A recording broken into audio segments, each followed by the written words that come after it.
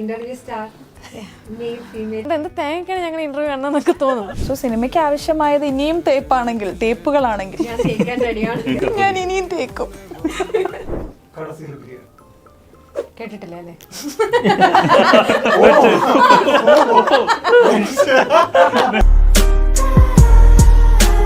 പ്രണയം പൊട്ടിട്ട് വിരിയുന്നതാണോ? ചെമ്പരത്തിയാ? പ്രണയിച്ച് അത് കറക്റ്റ്.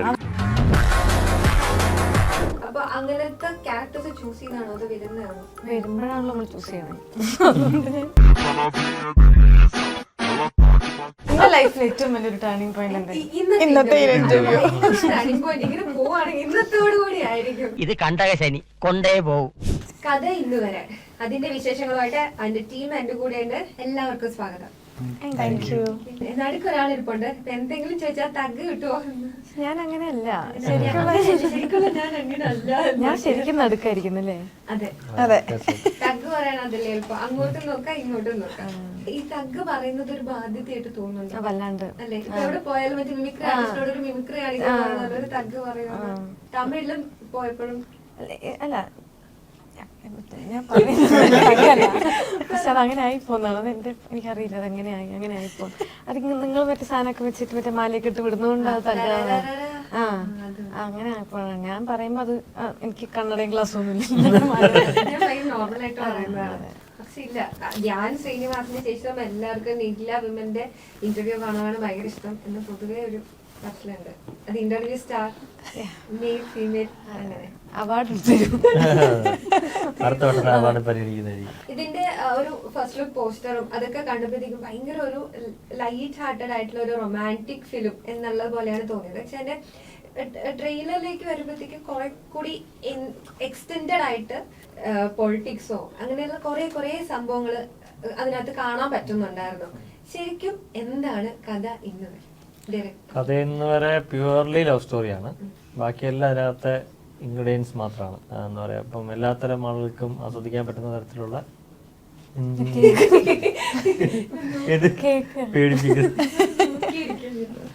അപ്പം അങ്ങനെ എല്ലാത്തരം ആളുകൾക്കും എൻജോയ് ചെയ്യാൻ പറ്റുന്ന തരത്തിലുള്ള, എല്ലാവർക്കും കണക്ട് ആവുന്ന തരത്തിലുള്ള പ്രണയം ആണ്. പലതരത്തിലുള്ള പ്രണയങ്ങൾ, പ്രണയ സിനിമകൾക്ക് എല്ലാ സമയത്തും ഒരു എന്താ പറയുക ഒരു ഓഡിയൻസ് ഉണ്ടല്ലോ.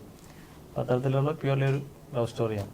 ഡയറക്ടർ കുറച്ച് സീരിയസ് ആയിട്ട് സംസാരിക്കുന്നു. അതുപോലത്തെ ഒരു സീരിയസ് ലവ് സ്റ്റോറിയാണോ അതോ കുറച്ചും കൂടി ബിജു മേനോൻ എന്ന് പറയുന്ന ആക്ടർ, നമുക്ക് എല്ലാവർക്കും ബിജു ചേട്ടന്റെ ഒരു അഭിനയത്തിലെ ഒരു ഭയങ്കര ഈസി ആയിട്ട് അഭിനയിക്കുമ്പോൾ അതിൽ തന്നെ ഒരു കോമഡി ഇങ്ങനെ പുള്ളി സംസാരിക്കുന്ന ആ ഒരു ടോണിലൊക്കെ ഇങ്ങനെ വരാറുണ്ട്. അങ്ങനത്തെ ഒരു റൊമാൻറ്റിക് സിനിമ. സീരിയസ് ആയിട്ടുള്ള സിനിമയൊന്നുമല്ല, ഡെപ്തുള്ള സ്റ്റോറി ഉണ്ട്. പക്ഷെ അങ്ങനെ എല്ലാ ക്യാരക്ടേഴ്സും സീരിയസ് ആയിട്ട് അങ്ങനൊന്നും പോകുന്ന സിനിമയല്ല. കുറച്ച് ഫൺ മൂഡിൽ തന്നെ, എന്നാൽ ഭയങ്കര കോമഡി സിനിമയല്ല, ഒരു ഫൺ മൂഡിൽ തന്നെ ഒരു സിറ്റുവേഷൻ അനുസരിച്ച് പോകുന്ന സിനിമയാണ്. പിന്നെ പ്രണയത്തിനാണ് ഇമ്പോർട്ടൻസ് രീതിയിൽ. ബാക്കി പറഞ്ഞാൽ മറ്റു കാര്യങ്ങളെല്ലാം പൊളിറ്റിക്സ് ആയിക്കോട്ടെ, മറ്റു കാര്യങ്ങളെല്ലാം അതിന്റെ ചുറ്റുവട്ടമായിട്ട് വരുന്ന കാര്യങ്ങളേ ഉള്ളൂ. ഇപ്പൊ റൊമാൻറ്റിക് സിനിമ ഇതിനു മുമ്പ് ചെയ്തിട്ടുണ്ട്. എല്ലാവരും തഗ് തഗ് തഗ് എന്ന് പറയുമ്പോ എനിക്കും ആദ്യം നിഖില എന്ന് പറയുന്ന ഒരാള് മൈൻഡിൽ എനിക്ക് വരുമ്പോ ആദ്യം വരതയാണ് മൈൻഡിലേക്ക് വരുന്നത്. ഇതിനകത്തുള്ള പോസ്റ്ററിലാണെങ്കിലും എനിക്ക് അതുമായിട്ടൊന്ന് മാച്ച് ചെയ്യാനായിട്ട് ഇങ്ങനെ ഡാൻസറിനെ പോലെ ഉള്ള ഒരു ലുക്കൊക്കെ ഫീൽ ചെയ്തിട്ടുണ്ടായിരുന്നു. അതിനകത്താണെങ്കിലും ഭയങ്കരമായിട്ട് നിങ്ങൾ തമ്മിലൊരു റൊമാൻസോ അങ്ങനത്തെ കമ്മ്യൂണിക്കേഷൻ ഒന്നും ഇല്ലെങ്കിലും കുറച്ചുകൂടി ഒരു എന്തോ ഒരു ഇഷ്ടം അതിനകത്ത് കമ്മ്യൂണിക്കേറ്റ് ചെയ്യുന്നുണ്ട്. അപ്പോ പക്ഷെ എല്ലാവരും കൂടുതൽ പറയുന്ന നുണക്കുഴിയിൽ ഇങ്ങനെ ഭർത്താവിന് ഇങ്ങനെ സ്റ്റെയർ ചെയ്യുന്ന ഫ്രസ്ട്രേറ്റഡ് ആയിട്ടുള്ള, അതുപോലെ ഇപ്പൊ കഴിഞ്ഞ മൂവിയിലാണെങ്കിലും എല്ലാം അങ്ങനത്തെ ഒരു ഫ്രസ്ട്രേറ്റഡ് ദേഷ്യം അങ്ങനെയുള്ള ആലോചിച്ചിട്ടാണ് കമ്പയർ ചെയ്യുന്നത്. ഇതിൽ എന്താണ് കഥാപാത്രം? അത്ര ഫ്രസ്ട്രേഷൻ ഇല്ല. അല്ല, നുണക്കുഴിയിൽ ഭയങ്കര ഇതിലില്ല, ഇതിൽ ഇത്തിരി കുറവ്. ഇതില് നിങ്ങൾക്ക് അടുത്ത സമയത്തായിട്ട് നിഖില എയറിൽ പോയ ഇതിന് കുറച്ച് താപ്പോട്ട് വന്നിട്ട് കുറച്ച് ചിരിയുണ്ട്. ഞാൻ തന്നെ കണ്ടുപിടിച്ച പുതിയ ഭാവങ്ങളുണ്ട്. പുതിയ ഭാവങ്ങൾ. കലിപ്പ് മോള് മാത്രമല്ലാതെ ചിരിയും പിന്നെ പ്രണയവും നാണവും തോന്നിപ്പിക്കുന്ന തരത്തിലുള്ള തോന്നിപ്പിക്കുന്ന ശരിക്കും അല്ല ഞാൻ ഉദ്ദേശിച്ചത് ഈ സിനിമയില്.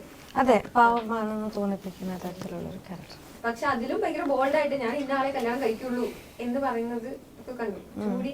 അപ്പൊ അങ്ങനത്തെ ക്യാരക്ടേഴ്സ് ചൂസ് ചെയ്യുന്നതാണോ അതോ വരുന്നതാണോ? വരുമ്പോഴാണല്ലോ നമ്മൾ ചൂസ് ചെയ്യണേ. അതുകൊണ്ട് ഞാൻ വന്നപ്പോ ചൂസ് ചെയ്തതാണ്. പക്ഷെ ഞാൻ ചൂസ് ചെയ്തത് ഞാൻ പല പല കാലഘട്ടങ്ങളിൽ ചൂസ് ചെയ്തതാണ്.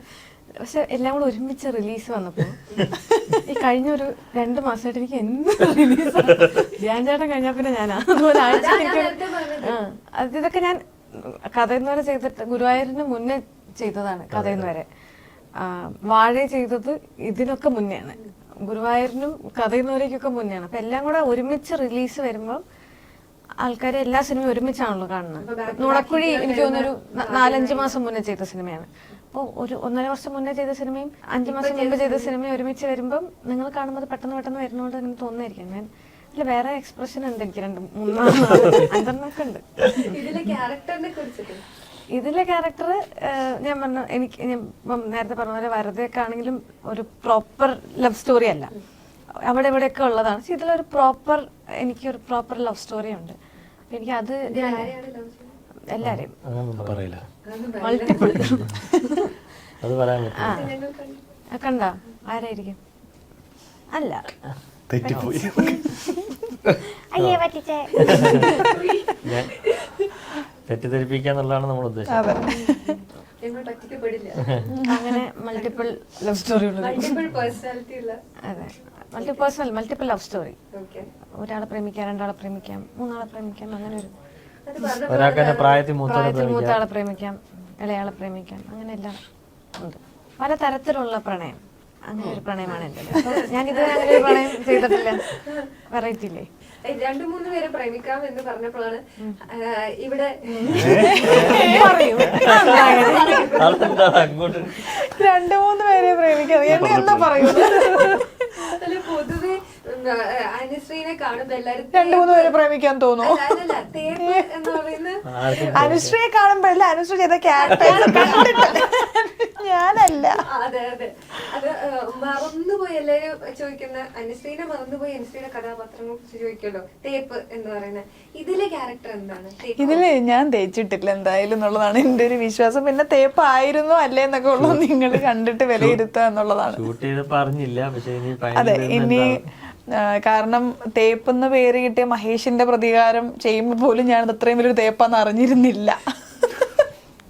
റിലീസായി കഴിഞ്ഞ് കുറെ കഴിഞ്ഞപ്പോഴാണ് ഇതൊക്കെ ഇത്രയും വലിയ തേപ്പായിട്ടാണോ ആൾക്കാരെ കണ്ടത്, എന്താ എന്റെ സിറ്റുവേഷൻ ഒന്ന് മനസ്സിലാക്കാഞ്ഞതെന്നാണ്. ഇല്ല, ഞാൻ എന്റെ അതെ അതാർക്കും പറയാനില്ല. മഹേഷിന്റെ അടുത്ത് ഞാൻ തിരിച്ചറിഞ്ഞില്ല. അത് മഹേഷേട്ടന്റെ അടുത്തും ഞാൻ അങ്ങനെ തന്നെയാണ് പറഞ്ഞത്. മഹേഷേട്ടന് സന്തോഷമായിട്ടുള്ളൊരു വേറൊരു ജീവിതം കിട്ടും എന്നേ ഞാൻ പറഞ്ഞിട്ടുള്ളൂ. അതെ, അത്രേ ഞാൻ ചെയ്തുള്ളൂ. ഇതിലെന്തായാലും അങ്ങനെയൊന്നും ചെയ്തിട്ടില്ല. ഈ പറയുന്ന പോലെ നസീമ എന്നൊരു ക്യാരക്ടറാണ് ചെയ്തിരിക്കുന്നത്. നസീമയും ഒരു അത്യാവശ്യം നല്ല കുഴപ്പമില്ലാത്തൊരു പ്രണയം കാത്തു സൂക്ഷിക്കുന്ന ഒരാളാണ്. അപ്പൊ അവളും ആ പ്രണയത്തിന്റെ ഇടയിൽ കൂടെ ആ വഴിയിലൊക്കെ അങ്ങനെ എങ്ങനെ നടക്കുന്നുണ്ട്. ഇതാണ് എന്റെ ക്യാരക്ടർ. ഒരുപാട് കണ്ടപ്പോൾ ട്രെയിലർ കാണുമ്പോൾ ഒരുപാട് ഇമോഷൻസ് ക്യാരി ചെയ്യുന്ന 2 കഥാപാത്രങ്ങൾ ഇനി 2 അറ്റത്തിരിക്കുന്നത് പോലെ നിങ്ങളുടെ പോസ്റ്ററിലാണെങ്കിലും നിങ്ങളുടെ ഫേസില് എന്തൊക്കെയോ അത് ഞാൻ കാണും. നിങ്ങൾ കാണാത്ത കാണും. നിങ്ങൾ സഞ്ചരിക്കാത്ത വഴികളിലൂടെയൊക്കെ ഞാൻ സഞ്ചരിക്കും, ഒരു ഭ്രാന്തനെ പോലെ.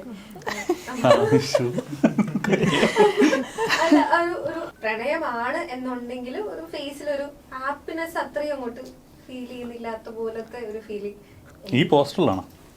അതെ, കുറച്ചുകൂടെ വാരി വിതറിക്കൂടായിരുന്നു ഹാപ്പിനെസ്. ശരിക്കും അനു ഇതുവരെ ചെയ്തതില് അനുമോഹൻ ചെയ്തിട്ടുള്ള സിനിമകളിൽ നിന്ന് ഭയങ്കര ഡിഫറെന്റ് ആയിട്ട് തന്നെ ഉള്ള ക്യാരക്ടർ. കാരണം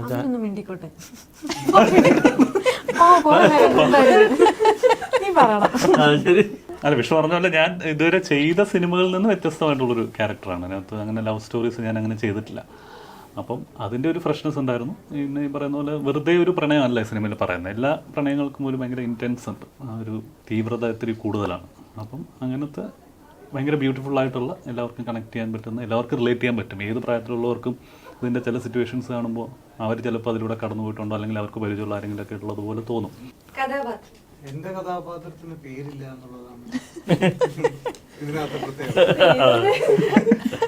പിന്നെന്താ, ഭയങ്കര ഇന്നസെന്റ് ആയിട്ടുള്ള ഒരു പാവം ഒരു മനുഷ്യൻ. ഇതിനു മുമ്പും ലവ് സ്റ്റോറീസ് ചെയ്തിട്ടുണ്ട്. ഷോർട്ട് മൂവീസ് ആണെങ്കിലും എല്ലാം ലവ് സ്റ്റോറീസ് ഇതിനു മുമ്പ് ചെയ്തിട്ടുണ്ട്. അതിൽ നിന്നൊക്കെ എന്ത് ഒരു മേജർ ഡിഫറൻസ് എന്ന് പറയാനായിട്ട് എന്തായിരിക്കും ഈ ഒരു ക്യാരക്ടറിന്? പ്രണയം എപ്പോഴും സിമിലർ ആണ് എന്ന് പറയുമെങ്കിലും അങ്ങനെ ഒന്നും പറയരുത്. അങ്ങനെ ഭയങ്കരമായിട്ട് പെർഫോം ചെയ്യാനുള്ള അങ്ങനത്തെ പരിപാടിയൊന്നും അല്ല. ഈ കഥയില് ഞാൻ പ്ലേസ്ഡ് ആവാന്നുള്ളത് അത് വളരെ ഇമ്പോർട്ടൻ്റ് ആയിരുന്നു. അത് എനിക്കും വളരെ ഇമ്പോർട്ടൻ്റ് ആയിരുന്നു. വളരെ നല്ല കാസ്റ്റിന്റെ കൂടെ നല്ല ക്രൂവിന്റെ കൂടെ വർക്ക് ചെയ്യാൻ പറ്റി. അങ്ങനെ ഒരു സ്പേസിലാണ് ഞാൻ അതിനകത്ത് പ്ലേസ്ഡ് ആയത്. പറയുകയാണെങ്കിൽ അങ്ങനെ പ്രത്യേകതരമായിട്ട് അങ്ങനെ എനിക്കൊന്നും പറയാമോ എന്ന് എനിക്ക് അറിയില്ല. ഡയറക്ടർ എടുത്തുകൊണ്ടിരിക്കുന്നു. അപ്പൊ നല്ലൊരു ക്യാരക്ടർ പറയാൻ പറ്റുന്ന എന്തൊക്കെ ഒരു ഡിഫറൻസ് ആയിരിക്കും. ലവ് സ്റ്റോറി എന്ന് പറയുമ്പോഴത്തേക്കും ഇപ്പൊ നമ്മളെല്ലാവരും ഓക്കെ ലവ് സ്റ്റോറി നമ്മളെല്ലാവരും ഉള്ളിലുണ്ടാവും ഒരു ലൈറ്റ് ഹാർട്ടഡ് ആയിരിക്കും. ആദ്യം പ്രേമിക്കും, അത് കഴിയുമ്പോഴത്തേക്ക് അവർ ഒന്നിക്കുന്നത് ഇങ്ങനെ വെയിറ്റ് ചെയ്തിരിക്കുന്ന അതിനിടയിൽ സംഭവിക്കുന്ന കുറെ കാര്യങ്ങൾ, അതൊക്കെയാണ് ഒരു ലവ് സ്റ്റോറി എന്ന് പറയുമ്പോഴത്തേക്കും നമ്മുടെ എല്ലാം ഉള്ളിൽ ആദ്യം വരുന്നത്. അപ്പോ ഇതുവരെ കുറെ ലവ് സ്റ്റോറീസ് ചെയ്തിട്ടുണ്ട്. ഒരു മേജർ ഡിഫറൻസ് ഈ ഒരു ക്യാരക്ടറിന് എന്തായിരിക്കും പറയാനായിട്ടാണ്? എല്ലാ പ്രണയം പോലെ തന്നെ ഇയാളുടെ പ്രണയം ഇത്തിരി കോംപ്ലിക്കേറ്റഡ് ആണ്. അത്ര എനിക്കിപ്പോ പറയാൻ പറ്റുമോ? ഒരു കാര്യം മാത്രം മതി, ഈ സിനിമയിൽ തേപ്പില്ല. അതെന്തോ കൊള്ളിച്ചു. അതൊക്കെ ഒരു തേപ്പാണ്. അതെ, ഞങ്ങൾ ആരും തേപ്പ് കൊടുത്തിട്ടോ വാങ്ങിയിട്ടോ ഇല്ല. പിന്നെ നിങ്ങൾക്കിത് കാണുമ്പോ തേപ്പായിട്ട് ഫീൽ ചെയ്തെങ്കിൽ അത് തികച്ചും യാദൃശ്ചികം മാത്രം. ഡിസ്ക്ലൈമർ നമുക്ക് സാധിച്ചേക്കാം. ഈ സിനിമയിൽ നോക്കുമ്പോഴത്തേക്കും നിഖിലയുടെ ക്യാരക്ടർ കുറച്ചൊരു ഡാൻസർ ഒരു ഫീൽഡില് വേറൊരു സ്ഥലത്തും, അതുപോലെ അനുശ്രീനെ നോക്കുമ്പോ സ്വെറ്റർ ഒക്കെ ഇട്ട് ഞങ്ങൾ 3 പേര് സെറ്റർ ഇട്ടിട്ടുണ്ട്. അതെ, ഹക്കീം, ഞാന്, അനുശ്രീ. ഇവര് രണ്ടുപേരെയും പറഞ്ഞു. അവര് 3 പേര് ഒരു സ്ഥലത്തും ഞങ്ങൾ 3 പേര് വേറെ സ്ഥലത്തും. ഞങ്ങൾ അമ്പലത്തിലൊക്കെ പോയി ബീച്ചാട്ട് നോക്കി ചിരിച്ചു കാണിച്ച്. ശരിയെന്നാ ഞാനങ്ങോട്ട് കഥ 3 സ്ഥലങ്ങളിലായിട്ടാണ് 3 ലവ് സ്റ്റോറീസ് ഉള്ളതുപോലെ അല്ലെങ്കിൽ 3 പെയറിനെ കാണിക്കുന്നുണ്ട്. എനിക്ക് തോന്നി ഇനി അല്ലെന്ന് അങ്ങനല്ല. എന്നാലും ഒരു ട്രെയിലർ കണ്ടിട്ട് തോന്നുന്നല്ലേ, നമ്മൾ സ്വാഭാവിക ഒരു ട്രെയിലർ ഉണ്ടാക്കുന്ന വെച്ചാൽ ആളുകളെ തെറ്റിദ്ധരിപ്പിക്കുന്ന രീതിയിലാണ് ട്രെയിലർ ഉണ്ടാക്കുക. അപ്പൊ അതുകൊണ്ടാണ് അങ്ങനെ തോന്നിയത്. ഇത് ഇന്റർവ്യൂ ആണോ ട്രെയിലർ ഡീകോഡിംഗ്? രണ്ടും 2 in 1. അപ്പൊ ഇത് 2 സ്ഥലങ്ങളിലായിട്ട് നടക്കുന്നതാണോ സയാം? അതങ്ങനെ കഥ നടക്കുന്നത് നമുക്ക് അങ്ങനെ ഇന്ന സ്ഥലം എന്ന് പറയാൻ പറ്റില്ല. കഥ ഇതിനകത്ത് ലൊക്കേഷൻസ് പലതുണ്ട്. ഇപ്പൊ ജോഗ്രഫിക്കൽ ടെറൈൻ 4 ജോഗ്രഫിക്കൽ ടെറൈൻ ഈ സിനിമയിലുണ്ട്. ഹൈ റേഞ്ച് ഉണ്ട്, ബാക്ക് വാട്ടർ, ആലപ്പുഴ അങ്ങനത്തെ ഉണ്ട്, ഗ്രാമമുണ്ട്, സിറ്റി ഉണ്ട്, എല്ലാ സ്ഥലങ്ങളുണ്ട്. കടലും പുഴയും മലയും എല്ലാം വരുന്നുണ്ട്. പക്ഷെ അങ്ങനെ കഥ നടക്കുന്നത് പല പല സ്ഥലങ്ങളിലായിട്ട് ഇങ്ങനെ കണക്ട് ചെയ്തിട്ടാണ്. ഇവിടെ ഇങ്ങനെ ചോദിച്ചു എനിക്ക് സംശയം. ഞാൻ ചോദിച്ചോട്ടെ, പച്ച കളർ പൂക്കളൊക്കെ വല്ല റെഫറൻസ് ആണോ?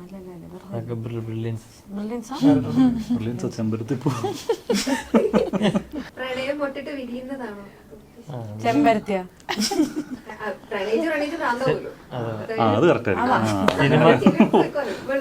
സിനിമ കണ്ടു കഴിയുമ്പോ പോസ്റ്റർ വരെ നിങ്ങൾക്ക് ഡീകോഡ് ചെയ്യാൻ പറ്റും. ഇങ്ങനെ ഒരു ലവ് സ്റ്റോറി ചെയ്യാം എപ്പോഴാണ് ശേഷം ഇങ്ങനെ ഒരു ലവ് സ്റ്റോറി ചെയ്യാം എന്ന് തോന്നിയ എന്തായാലും ഒരു റീസൺ ഒക്കെ എപ്പോഴാണ്, അതോ അതിനു മുമ്പേ ഈ ഒരു കഥ മനസ്സിലുണ്ടായിരുന്നോ? എപ്പോഴാണ് ശേഷം വേറെ സിനിമയാണ് ചെയ്യാനിരുന്നത്, അനൗൺസ് ചെയ്തിട്ട് അങ്ങനെ ഒരു ഇതിലായിരുന്നു. അപ്പം അങ്ങനത്തെ ജോണിൽ അങ്ങനെ വേറെ പല കാരണം കൊണ്ട് ആ സിനിമ അപ്പം ചെയ്യേണ്ടെന്ന് തീരുമാനിച്ചു, മാറ്റി വെച്ചു. അതിനുശേഷം ഈ സിനിമ ചെയ്യണമെന്ന് പ്ലാൻ ഉണ്ടായിരുന്നു. അതായത് ഈ കഥ ഈ ഒരു സാധനം സിനിമ ചെയ്യണമെന്നുണ്ടായിരുന്നു. അത് പക്ഷേ പിന്നെ എപ്പോഴെങ്കിലും ചെയ്യണം എന്നുള്ളൊരു പ്ലാനിൽ വെച്ചിരുന്നത്. പിന്നെ കുറച്ച് ഇത് പെട്ടെന്ന് മാറി ഇങ്ങനെ വന്ന സമയത്ത് നമ്മൾ അടുത്ത എന്ത് ചെയ്യുന്നത്, ഇപ്പം പ്രത്യേകിച്ച് സെക്കൻഡ് മൂവി ഭയങ്കര ഇമ്പോർട്ടൻ്റ് ആണല്ലോ. അപ്പോൾ അതുകൊണ്ട് കുറച്ച് എനിക്ക് കോൺഫിഡൻസ് ഉള്ള, എനിക്ക് എക്സൈറ്റ്മെൻ്റ് ഉള്ള, പിന്നെ എനിക്ക് ചെയ്യാൻ ഇഷ്ടമുള്ള ഒരു സിനിമ എന്ന നിലയിലാണ് ഇത് തിരഞ്ഞെടുത്ത് നമ്മളിത് ചെയ്തത്. Y love story? ബിക്കോസ് ഒരുപാട് പ്രണയ സിനിമകള് മലയാളത്തിലൊക്കെ ഒരുപാട് വന്നിട്ടുണ്ട്. അപ്പൊ അതിലല്ലേ കൂടുതൽ ഒരു മേജർ കമ്പാരിസൺ വരാം. ഇപ്പൊ ലവ് സ്റ്റോറി എന്ന് പറയുമ്പോഴത്തേക്കും അങ്ങനത്തെ ഒരു പ്രണയ സിനിമ ഒക്കെ നമ്മൾ കണ്ടിട്ട് ഇത് കാണുമ്പോ കുറച്ചും കൂടി ഫീൽ ചെയ്യുന്നു, അല്ലെങ്കിൽ അങ്ങനെ ഒരു കമ്പാരിസൺ കൂടുതൽ ചാൻസ് ഉള്ള ഒരു സബ്ജക്ട് അല്ലേ ലവ് സ്റ്റോറീസ്? ഇപ്പൊ ചോദിച്ചില്ലേ, അത് തന്നെയാണ് അതിന്റെ ആൻസർ. അതായത് ഒരുപാട് പ്രണയ സിനിമ വന്നില്ലേ, അപ്പൊ എന്തെങ്കിലും വ്യത്യസ്തത ഉണ്ടാവുന്നതുകൊണ്ടാണ് നമ്മൾ ചെയ്തത്. അപ്പൊ അത് തന്നെയാണ് കാരണം. അതിലിങ്ങനെ ക്യാരക്ടേഴ്സ് പ്ലേസ് ചെയ്യുമ്പോഴത്തേക്കും ഇപ്പോ ബിജുചേട്ടനാണെങ്കിലും മേറ്റിൽ ദേവിക ആണെങ്കിലും ഇവരെ എല്ലാവരും ആണെങ്കിലും ആ ഒരു പ്ലേസ്മെന്റ്സ് ഓരോരുത്തരുടെ ക്യാരക്ടേഴ്സിനെ എങ്ങനെ? അത് നമ്മൾ സിനിമ ചെയ്യാൻ തീരുമാനിച്ചതിൻ്റെ കാര്യങ്ങളിലേക്ക് ഒന്ന് കാസ്റ്റിംഗ് എന്ന ഘട്ടത്തിലേക്ക് കടന്നപ്പം അതിന് ആപ്റ്റായിട്ടുള്ള ആളുകൾ ആ ഒരു നമ്മൾ ഉദ്ദേശിക്കുന്ന ചില ഓരോ ക്യാരക്ടറിനെ നമ്മൾ ഡിഫൈൻ ചെയ്യില്ല, ഇങ്ങനെയാണ് ആ ക്യാരക്ടർ ഇങ്ങനെയൊക്കെയാണെന്നൊക്കെ. അങ്ങനെ നോക്കുമ്പോൾ നമുക്ക് നമ്മളെപ്പോഴാണ് നോക്കുക റെഫറൻസ് ഒന്നെങ്കിലും നമുക്ക് ഇതിന് മുമ്പ് നമ്മൾ കണ്ട സിനിമകളിൽ ഈ ആർട്ടിസ്റ്റുകൾ ചെയ്ത കഥാപാത്രങ്ങൾ നോക്കും, അപ്പോൾ അവർ നമുക്കതിന് മാച്ച് ആവുമെന്ന് നോക്കും. ഇല്ലെങ്കിൽ നമുക്ക് പേഴ്സണലി അറിയാവുന്ന ആളുകൾ നോക്കും. ഇപ്പം ഞാനിപ്പോൾ ഇതിനകത്ത് ഹക്കീമിനെ നമ്മൾ കാസ്റ്റ് ചെയ്യുന്ന ഹക്കീമിന് ഞാൻ പ്രണയവിലാസം കണ്ടപ്പോഴാണ്. അപ്പോൾ അത് കണ്ടപ്പോൾ നമുക്കത് കൊള്ളാമെന്ന് തോന്നി, അങ്ങനെ കാസ്റ്റ് ചെയ്തു. ഇവർ ഓരോരുത്തരെയും പ്ലേസ് ചെയ്യുന്ന ആ ഒരു എന്തെങ്കിലും ഒരു ഹുക്ക് പോയിന്റ് ഉണ്ടാവല്ലോ, ഓക്കെ ഇവര് ഇതിന് കറക്റ്റ് ആയിരിക്കും എന്നാണ്. അതിന് ഇവര് 4 പേരിലും എന്തൊക്കെയായിരിക്കും ഡയറക്ടർ തന്നെ പറയട്ടെ, ഇവര് 4 പേര് എന്ത്? അല്ല അങ്ങനെ ഒരു പ്രത്യേകത കണ്ടിട്ടല്ല ഞാൻ പറഞ്ഞത്. ഇപ്പോൾ ഹക്കീമിന്റെ ഇപ്പോൾ പ്രണയവിലാസം കണ്ടപ്പോൾ ആ കഥാപാത്രം ചെയ്തിരിക്കുന്ന ഒരു രീതി നമുക്ക് ആ കഥാപാത്രം ചെയ്യാനുള്ളതായിട്ട് കുറേ ആപ്റ്റായിട്ട് അത് ചെയ്യാൻ പറ്റും, പുള്ളിക്ക് ഈസി ആയിട്ട് ചെയ്യാൻ പറ്റുന്നൊരു ക്യാരക്ടറാണെന്ന് തോന്നി. അതൊന്ന്. 2 ഇപ്പം അനുമോഹനെ ഈ പറഞ്ഞ പോലെ തന്നെ ഞാൻ നോക്കിയപ്പം പല ആർട്ടിസ്റ്റുകൾ നമ്മൾ നോക്കിയപ്പം അനു ചെയ്തിട്ടില്ലാത്തൊരു സാധനം. ഇപ്പോൾ നമ്മളൊരു സാധനം ചെയ്യിക്കുമ്പോൾ അതിനൊരു പുതുമ എന്തെങ്കിലും വേണമല്ലോ. അപ്പോൾ ആ രീതിയിൽ നോക്കിയപ്പം ഇപ്പം ഞാൻ മേപ്പടിയാൻ ചെയ്യുന്ന സമയത്ത് ഉണ്ണി അതുവരെ ചെയ്തിട്ടില്ലാത്തൊരു കഥാപാത്രം നിലയിലാണ് ഉണ്ണി വെച്ചത് നമ്മൾ ചെയ്തത്. അപ്പം അതേപോലെ ഇപ്പം അനുമോഹനെ നോക്കുമ്പോൾ അനുവിനെ കണ്ടു കഴിഞ്ഞപ്പോൾ നിങ്ങളിതിനകത്ത് ഏതെങ്കിലും ഒരു സീൻ വന്ന് കാണുമ്പോൾ തന്നെ ഇതുവരെ അനു ചെയ്ത കഥാപാത്രങ്ങളിൽ നിന്ന് എന്തെങ്കിലും ഡിഫറൻസ് ആ ഫസ്റ്റ് കാണുമ്പോൾ തന്നെ നമുക്ക് തോന്നും. പിന്നെ 2 എനിക്ക് അനുശ്രീയും നിഖിലയും നേരത്തെ പരിചയമുള്ള അടുപ്പമുള്ള ആൾക്കാരാണ്. അപ്പോൾ അതുകൊണ്ട് പെട്ടെന്ന് നമ്മൾ ഈസി ആക്സസ് ഉള്ള ആൾക്കാർ എന്ന നിലയിൽ നമ്മൾ ആ കഥാപാത്രം ചെയ്യാൻ ആപ്റ്റാണെന്ന് തോന്നിയപ്പോൾ അവരെ അപ്രോച്ച് ചെയ്തു. അങ്ങനെ വന്നു. പിന്നെ മേതിൽ ദേവിക അത് നമ്മൾ ഈ പറഞ്ഞ പോലെ കുറച്ചുകൂടെ എഫേർട്ട് എടുത്ത് ഇതിനകത്ത് വന്ന ഒരാളാണ്. അത് കാരണം വെച്ച് കഴിഞ്ഞാൽ ഒരു 40+ ഏജുള്ളൊരു ആളെ ഇതിനകത്ത് നമുക്ക് വേണമായിരുന്നു. അപ്പോൾ സിനിമാ നടി അല്ലാത്ത എന്നാൽ ആളുകളെ അറിയുന്ന ഒരാൾ, ഒരു പബ്ലിക് ഇമേജുള്ള ഒരാളെ കിട്ടിയാൽ നല്ലതാണെന്ന് വിചാരിച്ച് കുറേ ഓപ്ഷൻസ് ആലോചിച്ചപ്പോൾ അതിൽ നിന്ന് ഏറ്റവും ബെറ്റർ ഓപ്ഷനായിട്ട് പുള്ളിക്കാർ വെച്ചു. പക്ഷേ പുള്ളിക്കാരോട് സംസാരിച്ചപ്പോൾ അവർ ആദ്യം തന്നെ എല്ലാം കേട്ടു ഒക്കെ പറഞ്ഞു, പക്ഷെ ഒന്നും പടം ചെയ്യുന്നില്ല, താല്പര്യമില്ല എന്ന് പറഞ്ഞിട്ട് അങ്ങനെ ഒഴിവാക്കി. പിന്നെ ഒരു 1.5 വർഷത്തോളം ഞാനിങ്ങനെ പുള്ളിക്കാരെ ഇങ്ങനെ ഫോളോ അപ്പ് ചെയ്ത് ലാസ്റ്റ് മൊമെൻറ്റിലാണ് ഒരു ചെറിയ വന്ന് അങ്ങനെ ഇതായിരുന്നു. അങ്ങനെ കാസ്റ്റിംഗ് എല്ലാ തരത്തിലാണ് വന്നത്. ബീച്ചറിന് ഇതുപോലെ തന്നെ ബീച്ചറിനടുത്ത് ഞാൻ ആക്ച്വലി പോയിട്ട് ഞാനും നമ്മുടെ കോ പ്രൊഡ്യൂസർ ഹാരിസ് കെ കൂടെ പോയത് ഒരു സിനിമ ഷൂട്ട് നടക്കുന്ന ലൊക്കേഷനിൽ പോയി. അപ്പോൾ അവിടെ ചെന്ന് പറയാൻ നേരത്ത് പുള്ളി ഇപ്പോൾ പറഞ്ഞിങ്ങനെ ഈ ഷൂട്ട് കഴിഞ്ഞിട്ട് കേൾക്കടാ അത് കഴിയിട്ടെന്ന്. അപ്പോൾ ഏകദേശം 10-40 ദിവസം പിന്നെ ഷൂട്ടുണ്ട്. അപ്പം എങ്ങനെ ഒരു 2 മാസം കഴിയാതെ പിന്നെ അത് നടക്കില്ല.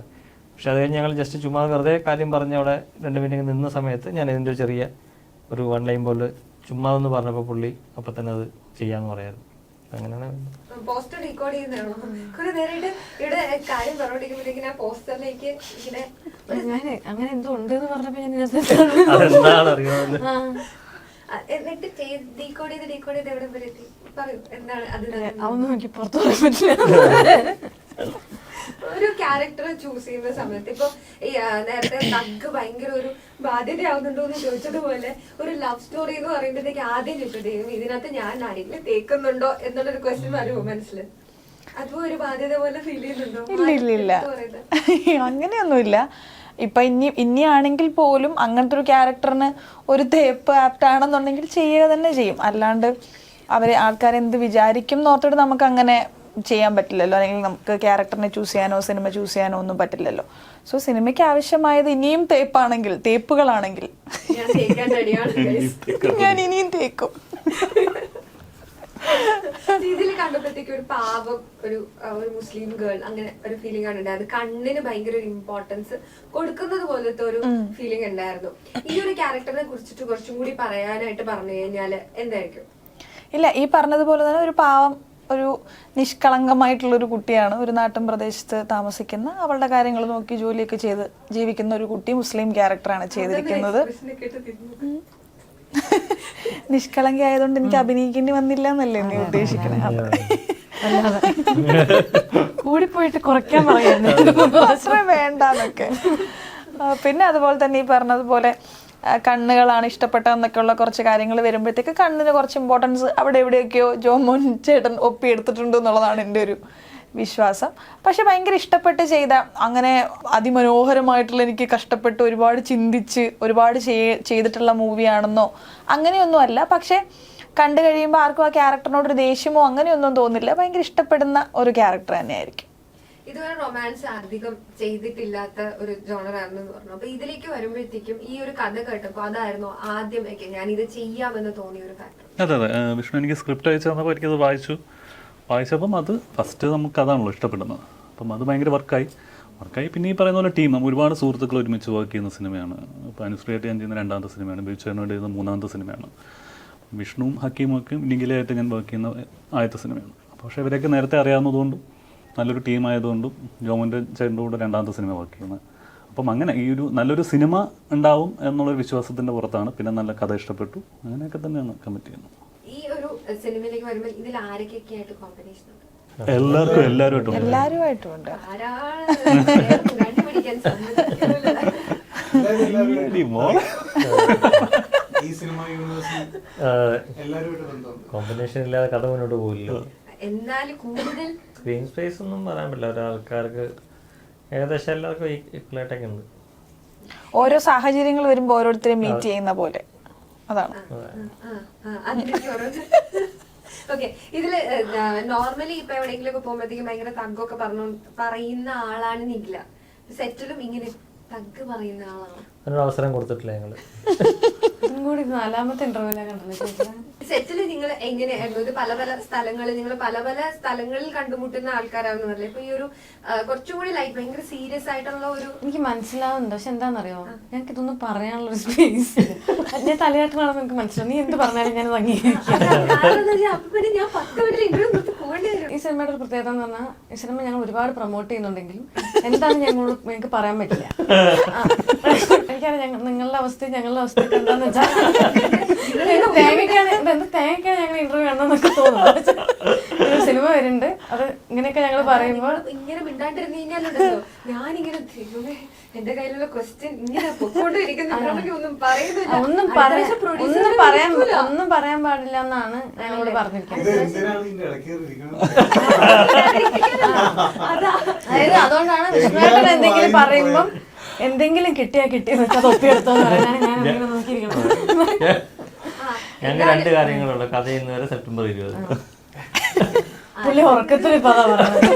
അങ്ങനെയല്ല, ഇതിപ്പോ ഞാനിങ്ങനെ എന്റെ കൈയൊക്കെ തൊട്ട് നോക്കി അറിയാം. ഈ കൈയൊക്കെ തണുത്ത് ദേവി ചോദ്യം തീർന്നു. ഇവരാണെങ്കിൽ മിണ്ടുന്നുമില്ല. നിനക്ക് റാപ്പിഡ് ഫയർ ഒന്നുമില്ല? പറയാൻ വേണ്ടിട്ടല്ലേ വേറെ എന്തെങ്കിലും എന്റർടൈൻ അതാ ഈ പടത്തിന് അത് വേറെ വഴിയില്ല. കഴിഞ്ഞ പ്രാവശ്യം നിഖില വരണം എന്ന് പറഞ്ഞപ്പോ ഞാൻ കൊറേ ക്വസ്റ്റ്യൻ ആയിട്ട് ചെന്നു. അപ്പൊ എന്റെ അടുത്ത് പറഞ്ഞു പ്രമോഷൻ ആണ് എന്നെ ഇരുത്തിയേക്കണെന്ന്. അതുകൊണ്ട് ഞാൻ ഇത്തവണ അങ്ങനത്തെ ക്വസ്റ്റ്യൻ എല്ലാം ഒഴിവാക്കിയിട്ട് 10 മിനിറ്റ് മുന്നേ ചോദിച്ചത് ഞാൻ പറഞ്ഞു 4 റാപ്പിഡ് ഇതിനു വേണ്ടി മാത്രമുള്ള ചോദ്യമായിട്ട് വന്നപ്പോ നിന്റെ കയ്യിൽ റാപ്പിഡ് ഒന്നും ഇല്ലെന്ന് വളരെ മോശമായിപ്പോയി. എന്തായാലും കഥ ഇന്ന് വരെ എന്നാണ് സിനിമയുടെ ടൈറ്റിൽ. സിനിമാ ജീവിതത്തിൽ നിങ്ങളുടെ ലൈഫിൽ കഥ ഇന്ന് വരെ എന്ന് പറഞ്ഞാൽ നിങ്ങളുടെ ഇതുവരെ നിങ്ങൾ ചെയ്ത സിനിമാ കഥകളിൽ നിങ്ങളുടെ ലൈഫിൽ ഉണ്ടായ ഒരു മൈൽ സ്റ്റോൺ അല്ലെങ്കിൽ ഒരു ടേണിംഗ് പോയിന്റ് എന്ന് പറയുന്ന ഏത് സിനിമയുടെ കഥയായിരിക്കും? ഇപ്പൊ ഇരുന്നുണ്ടാക്കിയത് എന്നെ കൊണ്ട് വയ്യ, ആരും ഒന്നും മിണ്ടുന്നില്ല. കൃഷ്ണാട്ടനെ ഞാൻ പറയട്ടെ, ഏപ്പടിയാ എന്റെ ഞാൻ പറയട്ടെ. അരവിന്ദന്റെ അതിഥി.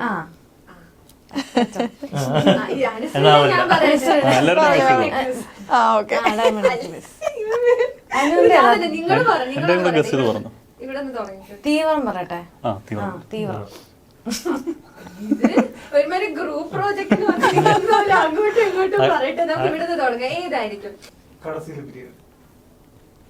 കേട്ടിട്ടില്ല അല്ലേ?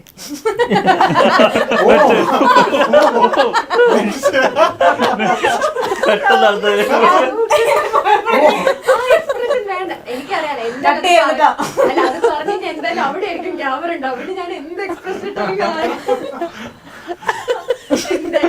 മേപ്പടികൾ ഇവിടെ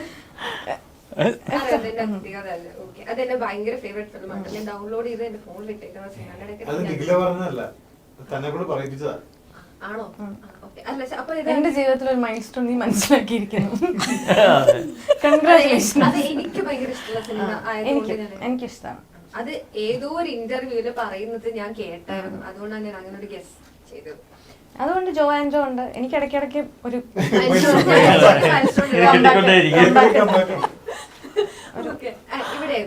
അതെന്തായാലും ഞാൻ ഇവിടെ പോയിട്ടില്ല. ഇല്ല, അതിപ്പോ ഡയമണ്ട് നെക്ലേസ് തന്നെ ആയിരിക്കും. അത് കാരണമാണല്ലോ ഇവിടെ ഇരിക്കുന്നത്. പിന്നെ എനിക്ക് തോന്നുന്നു ഓരോ സീസണിൽ ഓരോന്നായിരുന്നു തോന്നുന്നു. ഇപ്പം ഡയമണ്ട് നെക്ലേസ് ചെയ്തിട്ടാണെങ്കിലും പിന്നീട് ഒരു ഹൈപ്പ് തന്നത് ഇതിഹാസ എന്ന് പറഞ്ഞ സിനിമയായിരുന്നു. ഞങ്ങൾക്ക് ഫ്ലോപ്പ് വരുമ്പോൾ ഞങ്ങൾ ഫ്ലോപ്പ് നായികയും ഇടയ്ക്കിടയ്ക്ക് ഒരു മൈൻഡ് അത് ഇടയ്ക്കിടയ്ക്ക് ഓരോ സീസൺ അനുസരിച്ച് ഞങ്ങൾക്ക് വരും. അതിന് ഒരുപാട് ഫ്ലോപ്പ് വന്നിട്ടില്ലല്ലോ. ഇല്ല, വരുമ്പോഴാണ് നമ്മളത് പെട്ടെന്നാവും.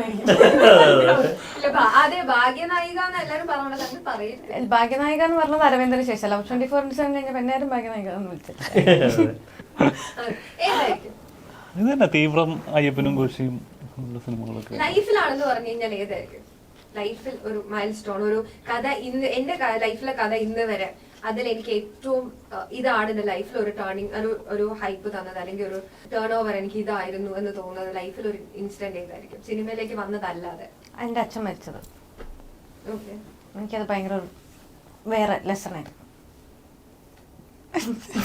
ഡാക്കില്ല അങ്ങനെ ഇപ്പൊ പെട്ടെന്ന് ചോദിച്ചു പെട്ടെന്ന് സെന്റിയിലോട്ട് എക്സ്പെക്ട് ചെയ്യാത്തോണ്ടാ.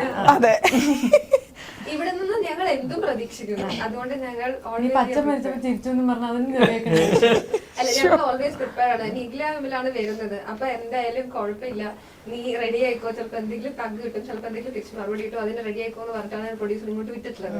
പക്ഷെ പ്രൊഡ്യൂസർ മിക്കവാറും ഇതോടുകൂടി എന്റെ അടുത്ത് നീ നാളെ വരട്ടാന്ന് പറയും, കാരണം ആരും ഒന്നും വിടില്ല. അത് എന്റെ കുഴപ്പമല്ല, നല്ലോണം മിണ്ടുന്നുണ്ട്. ടെക്നിക്കൽ റീസൺസ് എന്തായിരിക്കും?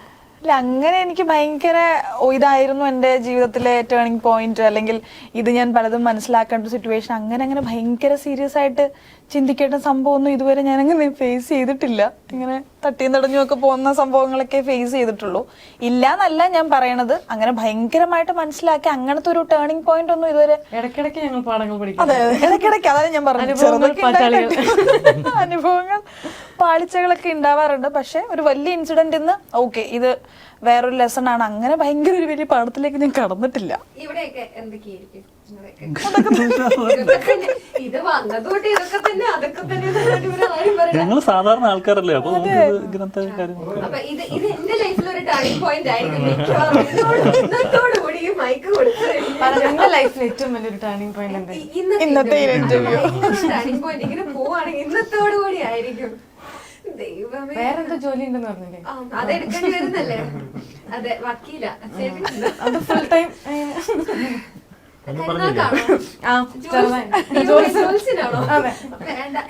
അതെ കരുനാക്ക. എനിക്ക് സന്തോഷമായിരുന്നു. എന്തായാലും ഇനി അങ്ങോട്ടുള്ള കഥകളും നന്നായിട്ട് വരട്ടെ.